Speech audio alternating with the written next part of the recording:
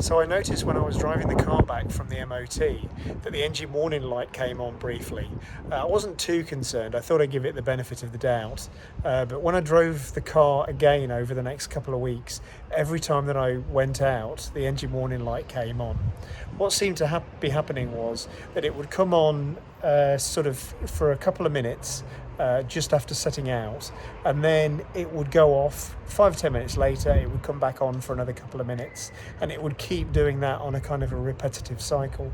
So I thought this won't be too much of a problem because I've got an OBD2 diagnostic sensor, so I'll be able to plug it in no problem. But of course the Lotus is an older car and it's pre-OBD2 sensor port, so it hasn't got one of those. What it's got is an ALDL port, which is an assembly line diagnostics link. So it's a totally different port to what modern cars have. It's pretty much the older iteration of this type of system.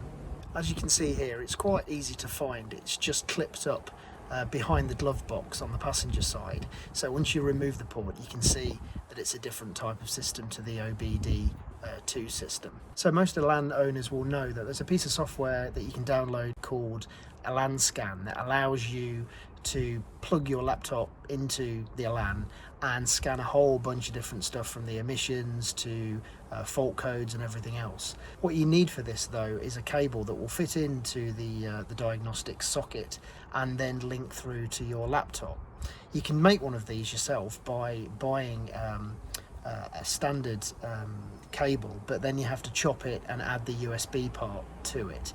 There's a video I'll put a link here to on the Lotus Elan M100 restoration channel that shows you how to do this. But what we can also do, which is mentioned in one of the old Lotus Elan service bulletins from Lotus, is we can bridge the two connectors on the bottom side of the port here that will activate the diagnostics and make the engine warning light on the dashboard flash a certain number of times relevant to what code is the problem. So we can do that. There is a proper sort of piece of kit for doing it that Lotus had, or the Lotus garages had themselves, but really all you need is a paperclip like this. So with the engine switched off, I can just bridge these two ports here, which is the white and black cable and the black cable. So just bridging those two ports there. And then what I can do, if I go over to the dashboard, we can see I'll just have to switch off or switch on or deactivate the immobilizer first of all. There we go. And if I switch it on to the on part, there we go, we should find, here we go. Okay, so we're getting it flashing there. So it's flashing once and then twice, which means no code. Once and then twice, which means no code. And then once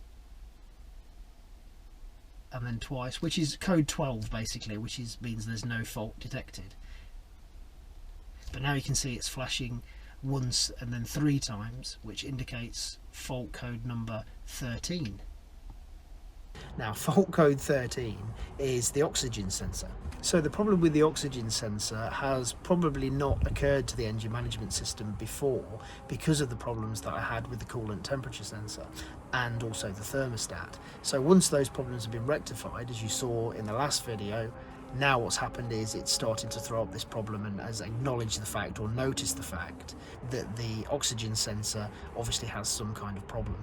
Now I had noticed before as well when I was looking in the engine bay that I noticed on the cable to the oxygen sensor that it had a rather dodgy looking piece of tape wrapped around it. So this was going to be a pretty good place to start looking. Chances are the problem is going to be this component here, from this attachment here all the way through to the sensor just coming off the turbo there. So this doesn't look like it's had a particularly good life. The casing of this is all a bit bashed up, so somebody's been a bit monkey on there at some point, and these do have a tendency to get quite sticky and quite difficult to take off, so maybe somebody's damaged that at some point as they try to take that off. Or this looks like a bit of an easy suspect as well. Here we've got some tape over the top of the cables here, so probably there's something broken or nasty wiring going on in here.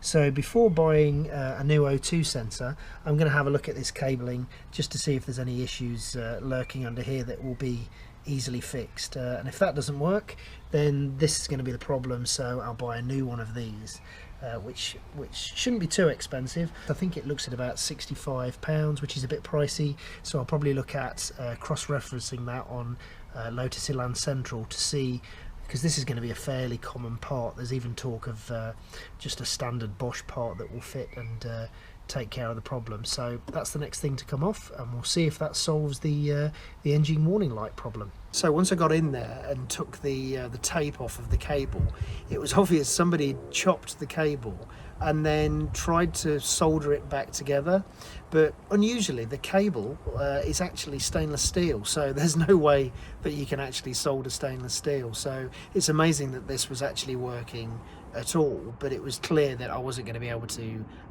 make it better. I was going to need to get a new Lambda sensor.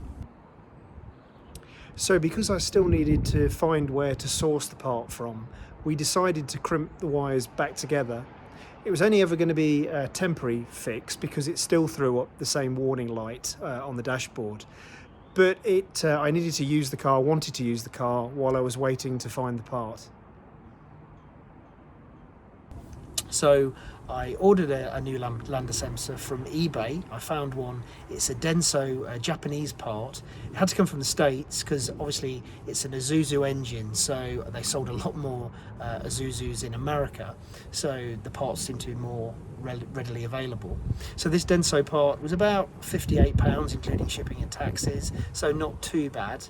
But when it turned up, it came with some copper slip and everything else, so it was looked just the same as the original, so it really looked like it was going to be a fairly easy part to fit. Now, getting the old Lambda sensor off, I knew was going to be a bit of a problem because they get very hot and then get very cold and they get corroded over time, so it looked as though this was going to be quite a difficult thing to actually remove. So I bought a Sealy Lambda sensor or oxygen sensor socket, which has got a slit inside, as you can see here, which allows you to put the socket over the sensor to be able to get it off without getting in the way of the cable. So started trying to use this and can see it wasn't going to happen because it started to spread as we tried to take it off. So we used a lot of heat onto it, and also, as you can see, some WD-40, but still it wasn't really giving up that easy. So of course then it occurred to us that, well, the cable's cut anyway, so we could just put a regular ring spanner on and then we're not going to have the problem with it actually spreading. And that really did do the trick. It really came off, not easily, but it was easier to use a ring spanner than to use this special socket that had the slit down it. So once the sensor was off, it was fairly easy and fairly straightforward to fit the new Denso sensor. It just tightens up and then it's a clip fitting at the other end. Obviously here you do need the Sealy oxygen sensor socket because you can't get past the cable. So one of the recommendations I would make is don't use the special socket to try to get the Lambda sensor off. Really just cut the cable because you're going to put it in the bin anyway, and because if you do use the one that spreads or the special tool, you'll start to knock the corners off of the ends of the bolt on the sensor, and then if you ruin that, you're never going to get it off. So I would say chop the cable, use a ring spanner, and then use the special socket just to tighten it up and put it back on. So after that, the moment of truth was turning on the car, letting it idle, and see if there was any lights came on the dashboard, which fortunately they didn't. So it looked as though we've solved the problem, but you never can tell. But I've driven the car quite a few times now since, no engine light, so it looks as though that's fixed that particular problem. So series of problems working through the system after the MOT, but it's interesting that the last problem masked this problem, but it's great now that it's fixed and ready to go. Thank you for watching. Please like and subscribe. It lets me know that you care, and also take it a stage further and hit that notification bell so that you'll get an update or a notification every time I create a new video that might be related to the Lotus, or it might be car shows or anything else automotive that might interest you. Thanks for watching.